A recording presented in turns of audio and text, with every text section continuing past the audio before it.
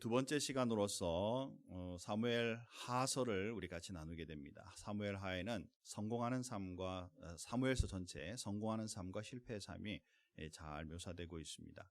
오늘 우리 같이 나눌 그 제목은 기다릴 줄 알아야 한다. 지난주 숙제가 1장부터 4장까지 읽어오기였는데 이제 여러분 다음 주에는 5장부터 10장까지 이거 안 넘어갑니다. 이거 좀 해주시기 바랍니다. 네, 5장부터 10장까지 미리 읽어오시고 말씀을 나누면 좋겠습니다. 오늘은 사실 4장까지 읽어오도록 부탁드렸는데 2장부터 5장까지 사이를 오늘 말씀으로 준비했습니다. 사랑하는 성도 여러분, 우리가 이제 삶을 살아가다 보면 때로 기다려야 할 때가 있죠. 답답하고 일이 어떻게 진행될지 마음에 부담감이 있고 정말 하나님이 역사하시고 좀 알려주시는 일들이 우리 삶에 있으면 좋겠다 이런 생각을 할 때가 있습니다. 오늘은 제 얘기를 좀 하면서 시작하려고 합니다. 제가 만 30세에 유학을 왔습니다. 신학대학원까지 한국에서 마치고 그리고 이제 LA에서 이제 공부를 시작했는데 유대인 학교에서 이제 그 유대인학을 공부하기 시작했습니다. 마침 또 기회가 돼서 이제 그 지역에 있는 한국 신학교 한 군데하고 미국 신학교 한 군데에서 이제 구약학을 가르치기 시작했어요. 언어 히브리어를 포함해서 같이 이제 다 합해서 두 학교 다 합해서 한 5년 정도 가르쳤는데 가르치고 있는 중에 마음에 이 앞으로의 하나님께서 저를 위한 계획이 학교의 교수로서 또는 선생으로서 가르치는 것보다 말씀을 나눔을 가질 수 있는 그러한 삶을 살기를 원하신다라는 게 마음에 확실히 딱 오는 거예요. 그래서 이제 한 교회에서 8년 반을 부교육자로 섬기면서 쭉 지내다가 제 나이가 39이 됐습니다. 그때 마침 우리 어머니가 이제 세상을 떠나셨어요. 목회자로 주님의 일꾼으로 세우기를 원하시고 늘 평생 기도하시던 분이셨는데 이제 정작 담임하는 이런 그 과정을 보지 못하시고 하나님의 부르심을 받았습니다. 이제 그리고 나서 그 해에 기도하는 가운데 이제 하나님께서 이제 뭔가 일을 하기를 원하신다는 걸 마음에 느끼기 시작하는 거예요. 그래서 기도를 하나님께 계속했습니다. 하나님, 주님 뭘 원하시나요? 그래서 이제 같이 사역하고 있던 우리 그 담임 목사님께 이제 부교육자의 직을 사임을 해야 될 것 같습니다. 제가 말씀드렸어요. 그랬더니 그렇게 해야지. 이제는 나이도 있고 하니까 이제 하나님께서 부르시는 곳으로 이제 준비해야 되겠지. 이제 그렇게 하라고. 그래서 그 해 마지막으로 이제 교회를 사임하는 것으로 하고 계속 기도했어요. 이제 답답해지기 시작하는 겁니다. 뭔가 이제 하나님의 부르심을 받아 만 40부터는 하나님 앞에 일을 시작했으면 좋겠는데 라는 그런 마음을 가지고 있는데 생각보다 이게 참 찾기가 어렵죠. 또 이제 나이도 이제 40쯤 됐으니까 부교육자로 다른 데로 가는 것이 하나님의 뜻인지 개척해야 되는 게 하나님의 뜻인지 어디 부르심을 받아야 되는 게 뜻인지 모르겠는 거예요. 계속 기도하면서 그냥 가만히 있고 그냥 돌을 닦는 게 아니고 이제 또 꿈을 꾸기 시작하는 거예요. 하나님께서 교회를 세우시면 어떤 모습을 나를 통하여 하나님께서 세우시고자 하는 교회의 모습은 어떤 걸까? 여러 가지 모양으로 꿈을 꾸고 이제 하나님 앞에 기도하면서 이제 또 나름대로 또 노력하며 찾는 거예요. 샌디에고 지역을 내려가서 하나님 여기에 개척하기 원하시지 않을까 해서 이제 또 거기 지역을 다니면서 미국 교회들을 컨택해서 예배드릴 장소와 이런 것들을 찾으면서 또 이제 한편으로는 또 이제 부교육자 혹시 또 소개받고 들어오는 거예요. 부교육자로서 일할 수 있는 큰 교회가 있는데 좀 어떻게 해봐라. 그래서 또 거기도 또 마다하지 못하고 가서 이제 또 면접도 보고 설교도 하고 이제 이렇게 하고요. 그런데 이 어신여기에서 이 큰빛교회에서 그때 당시 이름이 충현 장로교회였는데 와서 설교를 한 주 좀 꼭 해주세요. 이렇게 이제 연락이 왔어요. 그래서 이제 오게 되었습니다. 여기 와서 설교를 하고 이제 그날 저녁에 원래 갔어야 되는데 비행기 편이 잘못돼가지고 월요일 날 아침에 가게 된 거예요. 그래가지고 이제 그날 저녁에 설교 다 하고 저녁에 목사님 우리 저녁 식사 같이 하고 차 한잔 하시죠. 몇몇 성도님들이 불러서 그러죠. 그리고 이제 가서 그 유명한 모차르트에 가가지고 그 모차르트는 저는 그때 이제 당연히 처음 알았죠. 강가 옆에 아름다운 이 커피숍. 그래서 이제 거기서 커피를 마시고 있는데 갑자기 우리 저를 부른 성도님들이 목사님 여기 담임을 해주세요. 그러는 거예요. 그래서 깜짝 놀랐어요. 저는 전혀 내가 이걸 놓고 기도한 적이 없는데 하나님 이게 무슨 조화입니까 이게. 그래서 제가 그 자리에서 그러겠다 그러지 못하고 내가 기도를 꼭 해보고 내가 다시 연락을 드리겠다. 그리고는 이제 간 거죠. LA 돌아가서 하나님 앞에 기도를 시작했습니다. 근데 마음속에 가서 같이 말씀을 나누는 것이 좋겠다라는 마음이 확실하게 딱 드는 거예요. 그래서 어스틴에 오기로 결정을 했고 이제 그때부터 지금 15년 차를 지내고 있습니다. 뭐 여러분 아시다시피 행복한 목회를 잘하고 있어요. 제가 왜 이 말씀을 쭉 드리느냐면 저와 여러분의 삶 속에 때로 답답하고 뭘 해야 될지 분명히 하나님의 뜻이 있고 해야 될 일이 있는데 그걸 잘 모르고 어떻게 인도하심을 받아야 될지 때로는 두렵기도 하고 때로는 답답하기도 하고 이런 일들이 우리에게 분명히 있죠. 오늘 우리가 나누고자 하는 그런 본문 속에도 사실은 이 비슷한 삶이 있다는 것입니다. 2장부터 5장 사이에 이제 다윗이 그동안에 도망 다니던 삶을 앞에 장에 사울의 죽음으로 인하여 이제 더 이상 쫓기는 삶이 아니라 하나님의 인도하심을 받으며 왕이 될 수 있는 길이 열리는 그 순간인데 이때 다윗의 마음속에 무슨 생각을 가지고 어떤 모습으로 이 일을 추진하며 갈 수 있었을까? 본문을 우리가 쭉 읽다 보면 다윗의 마음과 그의 행동, 그의 믿음의 행동을 우리는 관찰할 수 있다라는 것이죠. 한번 상황을 한번 잠깐 설명하고 그리고 나서 오늘 본문으로 들어가려고 합니다. 이 시글락이라는 작은 도시에서 그동안에 도망 다니면서 이제 맨 마지막에 그의 도망의 삶을 마무리하게 됩니다. 이때 도망 처음부터 도망 끝까지가 약 10년 정도 걸려요. 기름 부으심을 받고 어느 순간까지 지내다가 사울 왕과 같이 이제 사역을 잠시 하는 동안에 사울에게 악한 신이 그를 주장하게 되고 결국 다윗을 미워하게 되면서부터 도망자의 삶을 살게 됩니다. 그 기간이 약 10년이고 이제 마치는 순간이 바로 이 시글락이라는 곳에서 마치게 되죠. 자, 그리고 나서 하나님 앞에 오늘 본문에서처럼 기도합니다. 하나님 내가 어디로 갈까요? 하나님께서 헤브론으로 가라. 그래서 이제 헤브론이라는 지역, 여기는 예루살렘으로부터 지금 이때는 예루살렘 아직 형성도 아직 안 됐죠. 예루살렘으로부터 좀 떨어져 있는 아주 가까이 있지만 지역이지만 좀 떨어져 있는 지역이에요. 여기로 이제 하나님이 갈 것을 얘기하게 됩니다. 실제로 그 일을 이제 따라서 거기로 이주하게 되고 그리고 나서 거기서부터 이제 왕의 과정을 정말 진정한 왕이 되는 과정을 지나게 됩니다. 그런데 문제는 뭐냐면 사울 왕이 이미 왕으로서의 권한을 가지고 있었고 그의 아들 이스보셋이라는 아들이 있었는데 그 아들이 자기가 차기의 왕으로 이미 지정하고 그가 자기의 군사와 함께 장소를 옮겨서 이제 자기의 왕국을 결성하기 시작했다라는 것입니다. 이게 마하나임이라는 지역이에요. 지금 위에 보시는 것처럼 여기가 갈릴리 바다고 요단강이 쭉 있고 사해 바다입니다. 그리고 여기가 예루살렘쯤 되면 이제 여기가 헤브론이고 그리고 이 동쪽으로 여기에 마하나임이라는 지역이 있게 되고 거기로 이제 결성하며 사람들이 모이게 된 거예요. 사울의 집과 그리고 이제 다윗의 왕가가 서로 공존하는 시기가 이제 생겨난 것이죠. 3장에 딱 들어가서 숙제로 여러분 읽어오시기 원했는데 3장에 들어보면 이제 이 두 가문이 다툼이 심했다 그랬습니다. 거기에서 이제 아주 불행한 사건들이 일어나요.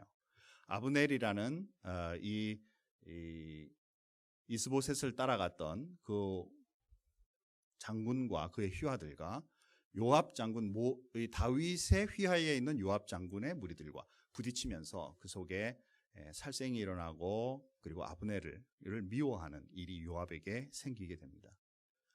의도하지 않았지만, 다윗은 의도하지 않았지만 그 자기 휘하의 사람들이 리더의 마음을 제대로 읽지 못함으로 인해서 그 속에 다툼이 발생하면서 사람을 죽이는 일이 생겨나게 되고, 그 악감정으로 인해 결국에는 이 요압이라는 사람이 아브넬이라는 사람을 결국에 마지막에 죽이게 됩니다. 그리고 이스보셋이라는 이 왕조가 이제 그 자기가 스스로 왕이 되었던 이 가문이 완전히 문을 닫게 되는 것이죠. 간단하게 이 부분만 보아도 하나님이 지정한 왕위의 길과 그냥 세속 속에서 가지고 있던 주변 나라 국가들처럼 내 아버지가 왕이었기 때문에 나도 왕이 될 수 있다라는 자기의 결정의 삶은 결국 하나님의 뜻에 따라 정리가 된다라는 것이죠. 간단한 우리의 인생도 내 뜻으로 내 삶을 내가 수행하며 살 것인가, 아니면 하나님이 만드시고 나를 위해 계획하시는 삶을 제대로 읽고 갈 것인가에 따라 우리의 인생은 많이 달라진다는 사실입니다. 제가 소원하기에는 저와 여러분의 삶 속에 하나님의 뜻을 정확하게, 여러분을 위한 하나님의 뜻을 정확하게 읽을 수 있는 그리스도인이 되기를 주님의 이름으로 축원합니다. 그래야 하나님 앞에 제대로 쓰임 받을 수 있는 거다라는 것이죠.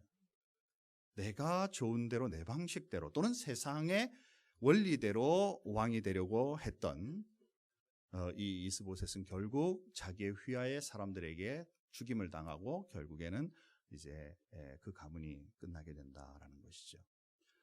자, 이러한 배경 속에 이제 다윗이 답답한 이 시글락의 삶을 마무리하고 이제 유다로 올라가기를 소원하는 거예요. 이제 주님이 원하시는 이 이스라엘을, 하나님의 약속대로 주신 그 이스라엘의 땅을 가서 통치하는 왕으로 서기를 소원하는 거예요. 그때 제일 먼저 한 일이 뭐냐라는 것입니다. 제일 먼저 한 일. 자, 2장 1절에 보니까 다윗이 여호와께 여쭈어 가로되, 어떻게 했어요? 물었다 그 말이죠. 내가 올라가겠습니까? 올라갈까요? 주님께서 올라가라. 그 다음에 어디로 갈까요? 라고 물었죠. 그때 하나님께서 헤브론으로 가라. 그렇죠? 사랑하는 성도 여러분, 바로 이 모습이 기다림의 모습이에요. 그냥 내가 가지고 있는 생각과 주님이 원하시는 뜻을 따라 나는 이제 분명히 기름 부음 받았고 그냥 주님의 뜻대로 가면 되지. 자, 어디로 갈까? 어디 성이 좀 아름답고 정말 내가 통치하기가 좋을까? 이 방식을 택한 것이 아니라 기다리는 거죠. 하나님, 어디로 갈까요? 내가 올라갈까요? 간다면 어디로 갈까요? 를 정확하게 묻는 시간의 기다림이 우리 속에 필요하다라는 것이죠. 저와 여러분의 삶 속에 늘 이런 일들이 앞에 있어요. 하나님, 내가 이 직장을 가야 할까요? 말아야 할까요? 내가 여기를 졸업하고 어디로 가야 할까요? 하나님, 내가 사업을 해야 될까요? 말아야 될까요? 내가 이 진급이나 모든 사람들의 관계 속에 이 일을 내가 받아들여야 될까요? 말아야 될까요? 그렇죠? 이럴 때마다 우리가 제일 먼저 해야 될 것은 하나님의 뜻을 물을 줄 아는 그리스도인이 되어야 한다는 것입니다. 사랑하는 성도 여러분, 굉장한 원리, 잘 알고 있는 원리지만 이것을 소홀히 할 때가 많은, 그냥 통상적인 삶의 시간의 지남 속에 그냥 결정하고 이끌려가는 대로 대충 결정하는 인생이 되지 말자라는 것입니다. 두 번째로 볼 것도 마찬가지예요. 이제 그곳에 들어가서 사람들에게 인정을 받고 지역의 왕이 되었습니다. 유다의 왕이 되었어요. 기름 부음을 받았습니다. 자, 그런데 블레셋이 그 밑에 같이 있던, 도망 다닐 때 같이 있던 블레셋 사람들이 소문을 들은 거예요. 다윗이 그 지역의 왕이 됐다더라. 그러니까 이제 이들이 분노가 차서 다윗을 치기 위해 쫙 몰려왔어요. 5장 19절 말씀해 보니까 몰려오는 블레셋 사람들, 거기는 분명 전쟁도 잘하고 실제로 그 많은 사람들을 제압할 수 있는 능력을 가진 블레셋 그 강한 군대에 대해서 아직 철저하게 나라를 지킬 만한 그런 체계를 갖추지 못한 다윗의 입장에서는 불안할 수 있는 거죠. 이때 다윗이 5장 19절 말씀해 보니까 다윗이 여호와께 여쭈어 이르되, 물었다 그 말이죠. 내가 블레셋 사람들에게로 갈까요? 답은 뭐예요? 가라 라는 것이죠. 내가 그들을 너의 손에 붙여준다. 그리고 나서 나가 싸웠는데 수많은 그 블레셋 사람들이 다 도망가고 결국에 승리하는 그런 지경에 이르게 되죠. 그런데 그 말씀 바로 또 연이어서 뭐라고 나오느냐면 다시 블레셋 사람들이 채비를 차리고 올라오는 거예요. 다시 이제 전쟁에 다시 나가게 된 겁니다. 이때도 동일하게 다윗이 여호와께 여쭈어서 갈까요? 라고 묻죠. 그랬더니 이번에 하나님은 올라가지 말고 뽕나무 숲을 맞은편 거기에 가서 숨어서 기다리고 있다가 나무의 저 위쪽에 사람들이 걷는 소리가 들리기 시작하면 그때 기습해서 가서 이겨라. 구체적이죠. 표정이 보니까 무덤덤하시네요. 만약에 저와 여러분들이 다윗이었다면 첫 싸움에서 불안하죠. 왕이 되었고 전쟁 경력도 좀 있긴 있지만 수하에 몇 명을 데리고 하던 움직임과 이제 나라와 나라 사이에 이것을 이겨나간다는 것은 생각보다 쉽지 않은 일이죠. 하나님 어떻게 할까요? 기도할 때 그의 마음은 당연히 절박하고 당연히 여기에 하나님의 능력과 은혜가 있지 않으면 이길 수 없는 그런 마음 가지고 하나님 앞에 기도할 수밖에 없죠. 하나님께서 그때는 구체적으로 가르치지 않았어요. 가라, 내가 대적을 내 손에 붙인다. 이번에는 승리하고 나니까 자칫하면 이겼어, 이제는 블레셋은 끝장이야, 니들 오기만 해봐 라고 이렇게 교만한 마음을 가질 수 있지만 다시 침공하는 그들에게 또 물었죠. 지난번 이겼으니 그냥 가서 이기면 되겠지가 아니다라는 것입니다. 하나님 앞에 더 기도하며 물었죠. 그때 구체적으로 가르치신다라는 거예요. 사랑하는 성도 여러분, 우리가 하나님 앞에 기다리고 주님의 뜻을 우리가 바랄 때는 바로 이 주님께 묻는 시간, 이게 바로 때로는 길 수도 있고 우리의 시간 속에 굉장히 짧게 응답할 수도 있지만 분명히 그 기다림의 시간이 있다라는 거예요. 이 시간들을 귀중히 여길 수 있기를 바랍니다. 제가 앞에서 제 간증을 얘기할 때 저는 그 기간이 대략 아주 심각하게 제 마음속에 근심과 걱정과 나갈 방향과 해야 될 일에 대하여 했던 건 약 6개월 정도였어요. 사실 그 앞으로 보면 더 많지만 말이죠. 그러나 구체적으로 하나님, 내가 이제는 어디서 이 일을 할까요? 라고 물을 때가 한 6개월 정도 되죠. 어떤 사람은 1년이 될 수도 있고 2년이 될 수도 있고 5년이 될 수도 있고 어쩌면 10년이 될 수도 있을지도 몰라요. 그러나 분명한 것은 하나님의 자녀고 하나님의 일꾼이라면 하나님께서 우리의 갈 길을 보이시고 인도하시는 그 우리 인생의 주인 되심을 확신하고 있을 때 분명히 우리는 하나님의 길을 따를 수 있는 사람, 주님의 그 길을 성취할 수 있는 사람으로 갈 줄 믿는다라는 것입니다. 그 인도하심을 제대로 받는 그리스도인이야말로 하나님의 일꾼이요 주님의 자녀의 축복이 있는 것임을 기억하자라는 것이죠. 제가 소원하기에는요, 이제 하나님의 음성을 내가 어떻게 들을 건가, 이거는 또 다른 문제예요. 그죠? 이것도 이제 엄청 많이 제가 설명을 해야 합니다. 그래서 제자대학에 등록하십시오.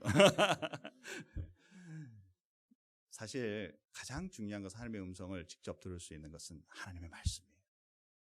하나님의 말씀에 날마다 묵상하며 그 음성을 들을 줄 아는, 영적으로 주님의 말씀을 분별할 수 있는 그리스도인으로 갈 수 있는 능력을 키워야만 결정적으로 내 일을 결정할 때, 하나님 앞에 기도하며 나아갈 때에 하나님의 그 뜻을 분명히 밝히 알 수 있고 그 길을 담대하게 따라 나갈 수 있다라는 사실이죠. 이거 말고도 듣는 방법이 여러 가지 있습니다. 다음에 또 설명하도록 할게요. 오늘은 이 목적이 아닙니다. 사랑하는 성도 여러분, 저와 여러분의 삶 속에 하나님 앞에 묻는 기다림의 시간을 통하여 하나님의 음성을 들을 수 있는 그리스도인이 되기를 주님의 이름으로 축원합니다. 정말 우리에게 필요하다라는 것이죠. 두 번째로 보면 왕으로 인정되기까지도 그의 기다림이 있는 것을 보게 됩니다. 다윗이 3번에 걸쳐 기름 부음을 받습니다. 첫 번째 기름 부음은 우리가 잘 아는 것처럼 사무엘상 16장 13절에 보니까 다 같이 한번 큰 목소리로 읽어볼까요? 사무엘이 기름 불병을 가져다가 그의 형제 중에서 그에게 부었더니 이날 이후로 다윗이 여호와의 영에게 크게 감동되니라. 아멘. 제가 크게 읽으려고 그랬는데 여러분이 확 작아지는 바람에 저도 작게 읽었잖아요. 좀 교감하면 좋겠어요. 좋은 말 할 때. 사랑하는 성도 여러분, 이때가 나이가 몇 살쯤 됐을 것 같아요? 사실 정확하게 말하고 있지 않습니다. 다윗이 첫 그 기름 부음을 받을 때 나이는 정확하잖아요.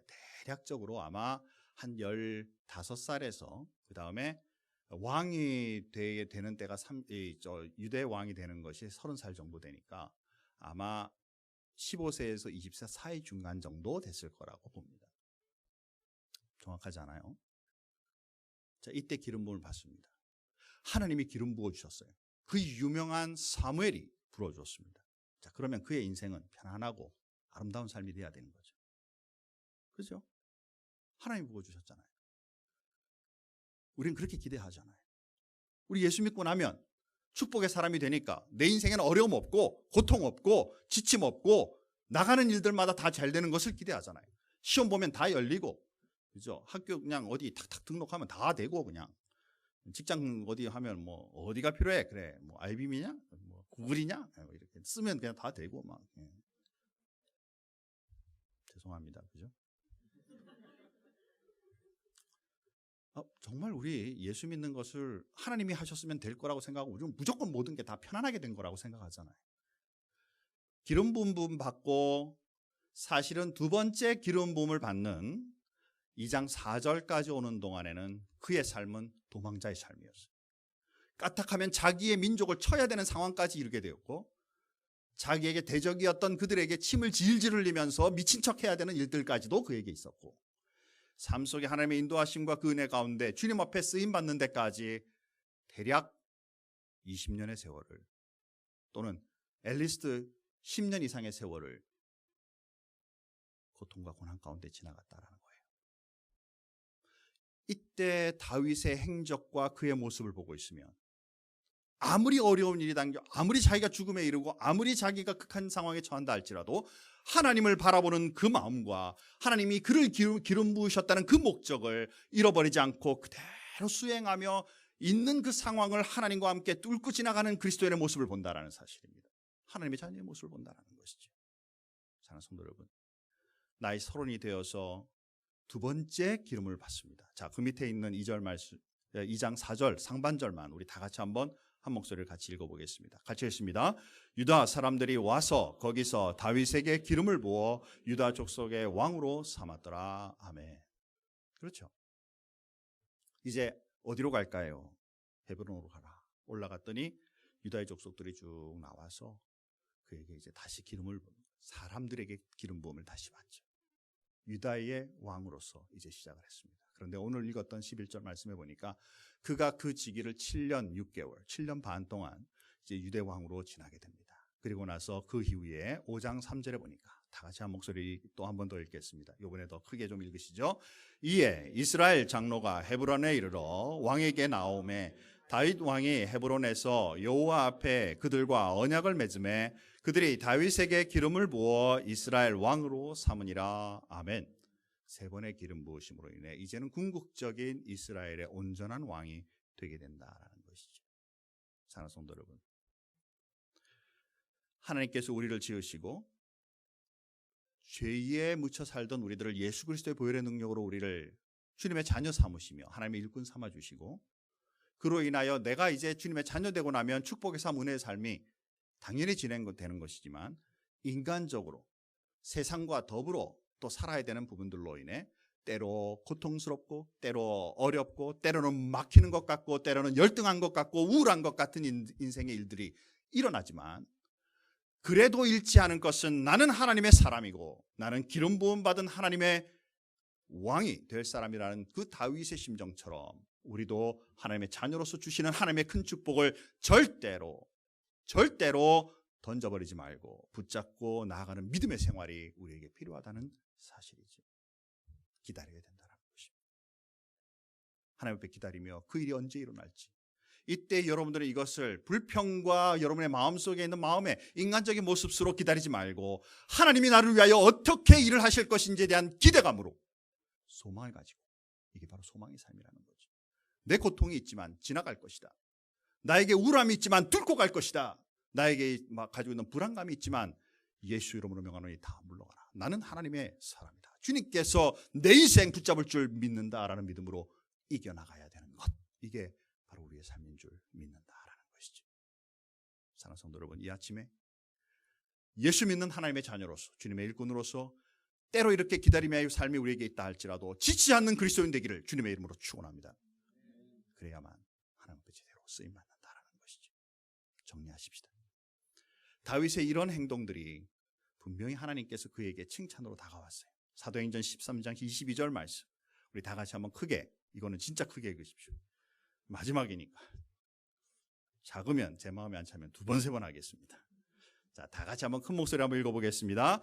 패하시고 다윗을 왕으로 세우시고 증언하여 이르시되 내가 이새의 아들 다윗을 만나니 내 마음에 맞는 사람이라 내 뜻을 다 이루리라 하시더라. 아멘.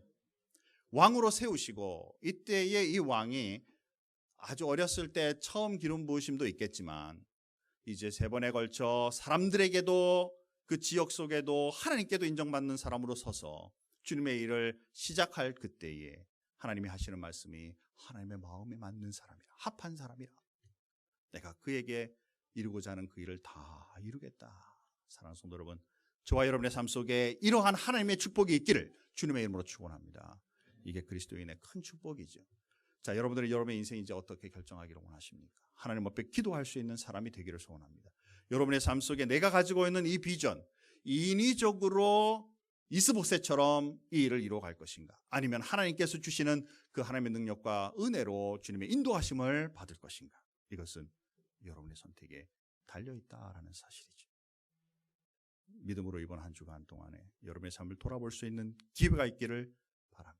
그리고 순간순간 우리가 결정해야 될 모든 일들 위해 기도하며 하나님의 인도하심을 받을 수 있는 그리스도의 삶이 분명히 있기를 바랍니다. 우리 다 같이 한번 조용히 눈을 감으십시다. 여러분의 삶을 한번 돌아보시기 바랍니다. 지금까지 내 인생 온 것 하나님 앞에 큰 은혜로 왔다라고 하나님 앞에 감사하십시다.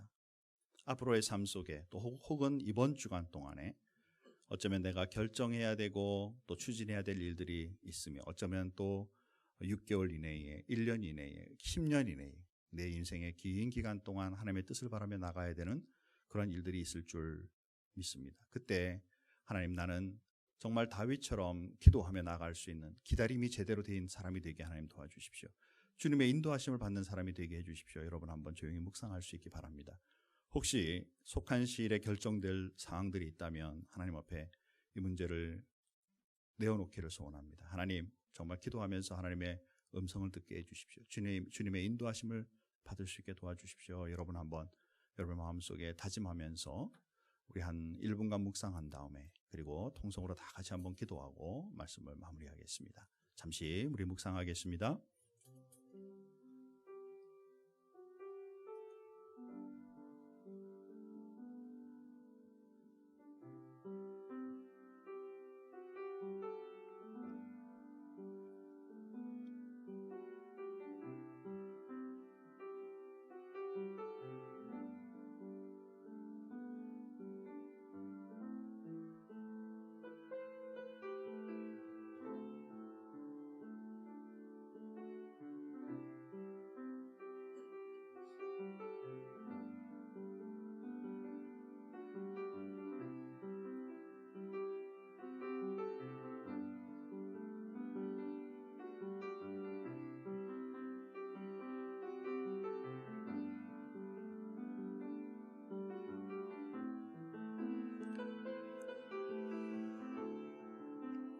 우리 다 같이 한번 소리를 내어서 우리 기도하겠습니다. 여러분의 마음에 가지고 있는 마음의 결정사항이나 해야 될 부분들, 하고 싶은 부분들, 인생에 가지고 있는 비전과 꿈들을 여러분 주님 앞에 이야기하듯이 소리를 내어 하나님 앞에 기도할 수 있기 바랍니다.